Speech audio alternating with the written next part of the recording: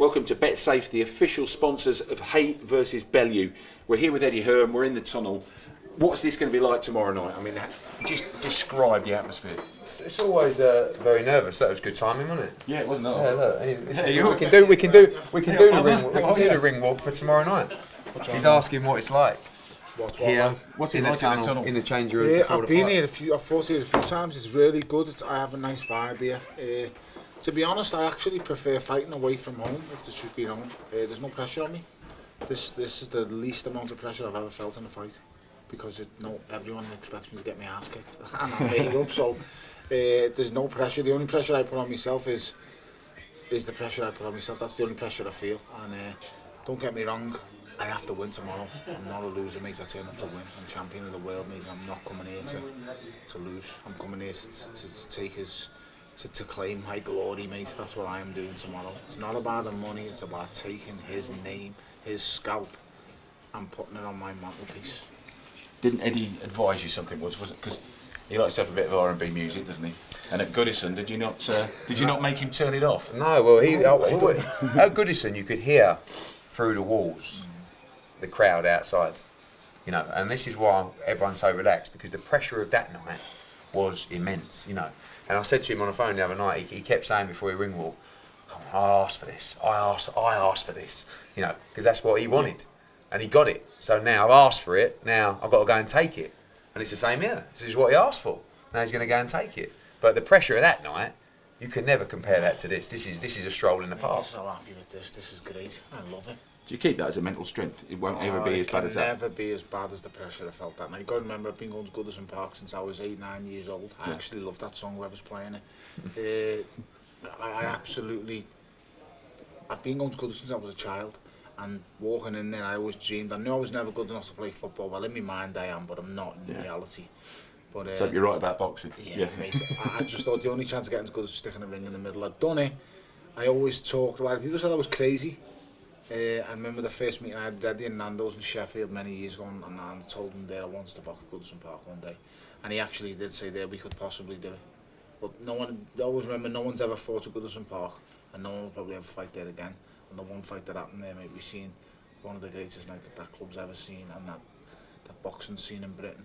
And the night I was crowned world champion. Saturday night's just another chapter in the book, where I take probably the most. Well, he is the most famous cruiserweight this country's produced. He is one of the more well-known heavyweights this country's ever produced, but I ain't fighting the guy that he once was. And he's going to find that out on Saturday night, mate. He really, really is. There's only one fighter in that ring. One's a celebrity, fame-hungry whore, and the other one is a lad who can have a fight, mate, and he'll just give it everything he's got, and believe you me, it's going to see it right the way through on Saturday night. You coming out to Z-Cars? For you, Nick?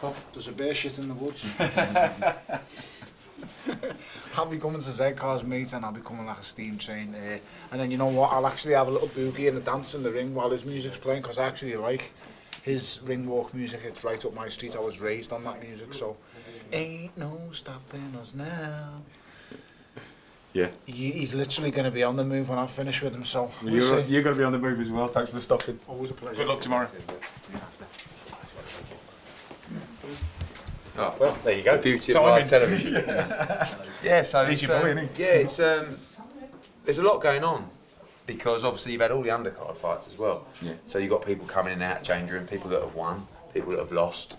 You know, sometimes people need to get stitched up, sometimes people need treatment, sometimes, you know, people are happy, sometimes people are sad. So it's quite a busy place, really, on fight night. As the main event draws closer, it starts quieting down a little bit, and you know, I'll be running up and down here and speaking to Sky and saying how long till the walk, you know, and he'll say 8 minutes, and I'll go back and tell them 8 minutes. And it's very important to get the warm up right as well for these guys, you know, to make sure they peak. You don't want to go out too cold, you don't want to go out exhausted, so just get that right. And you know, I've seen so many times before where, you know, the TV company have come in and said, right, it's time, and the fighters like, oh.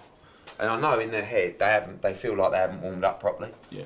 So it's right. It's really important to get that routine right, and then you make the walk down. You can hear the noise. You know, normally about this time, Sweet Caroline will be playing, and the noise coming out, even with these walls, you know, you can hear it through. and that's when the buzz really starts kicking in. So at this point, Eddie, you come down here.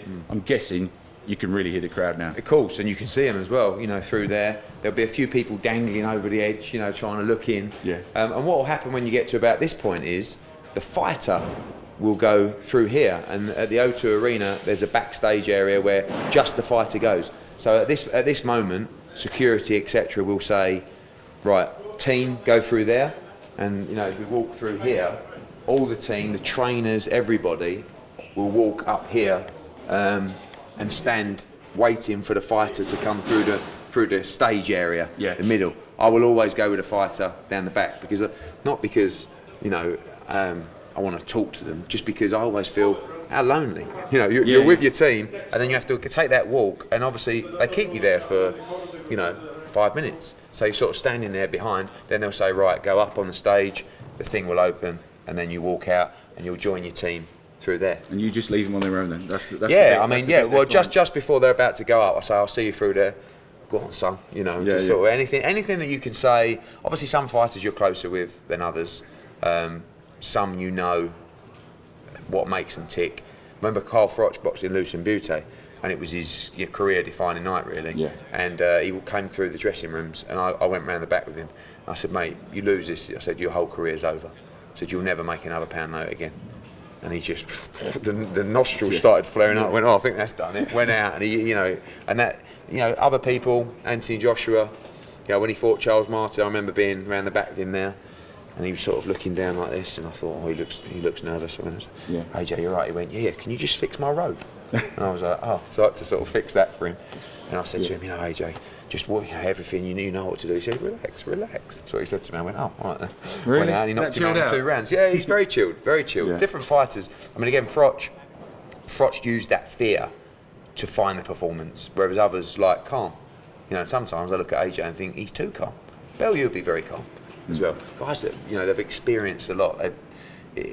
This kind of thing, it doesn't matter whether you are a TV presenter, whether you're a lawyer. Once you put yourself in the pressure environment, the more times you do it, the more it just becomes a natural way of life for you. So, and that's the same for a fighter. Of course, on their debut, they'll walk out, next fight. It's memory recall, isn't it? I've done this before. And as the career goes on, it's just another fight. And that's what they've got to convince themselves. And that's what I think Tony's done very well, that it is just another fight. He's not thinking, this is David Haye. He's just thinking, I did it at Goodison, I did it here, and now I'm going to do it here. So, no big deal. And finally, this is it. This is where the stage is going to be. And do you get nervous or not? No, my dad always said to me, if you can get 1% of the adrenaline that a fighter gets when they walk to the ring, you should be a happy man. And I feel that. I feel, obviously, again, as I said, the bigger events, the more times you do it, obviously the first, going back to like Froch Butte, I was like, my heart was beating out of my suit. Now, also I think when the fighter's relaxed, like a Joshua or like a Bellew, you don't feel as though, everything's calm. So you come down here, and this is where Tony Bellew would walk down. This will be a stage area. Yeah. Come round here, and this will be the walk into the ring then. And then, this is where it all begins, really. And I think fighters go through like a 12-week camp, and it's just about that moment, staying in the moment. I say that to lots of fighters. Make sure you stay in the moment. Don't let this opportunity pass you by.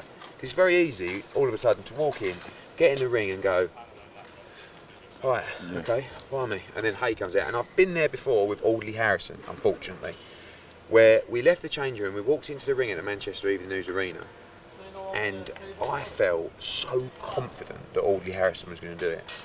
And all of a sudden, Ain't No Stopping Us Now came on. I turned round and I saw Haye came out. Yeah. And he stood on the apron as he got into the ring, and he looked at Audley Harrison and he went, and I thought, blimey. And that, I was a rookie, of the greenest of rookies then. Yeah. So, and when you're not quite ready for it, like I don't think Audley was, the moment can just pass you by. The bell goes and it's and all of a sudden, punches are being traded and it's over. You don't want to see that look tomorrow. No. Tony's not. One thing Tony Bellew won't do is freeze. He will not freeze.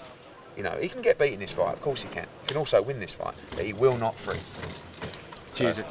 Eddie, thanks as always. It's just hours away now, and just remember, look at all the latest odds on betsafe.com. You've got to be in it to win it.